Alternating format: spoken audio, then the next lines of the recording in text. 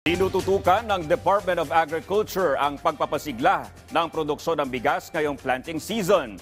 Puspusan na ang pamamahagi ng libreng binhi, abono at patubig na makatutulong para mapababa ang production cost ng palay. Isinusulong din ang 90 billion pesos na pondo para sa post-harvest facilities na layong mapakinabangan ng 10 bilyong pisong nasisirang palay.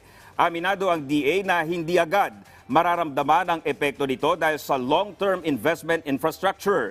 Hindi rin kontrolado ng DA ang epekto ng international market price na nag-iimpluwensya sa presyo ng lokal na bigas. Pero sinisikap ng ahensya na mapababa ang presyo ng well-milled rice na ngayon ay nasa 52 pesos kada kilo.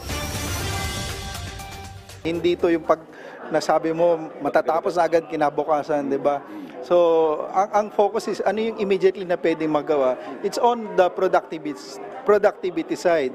Lahat ng commodities gusto ng gobyerno mababa ang presyo.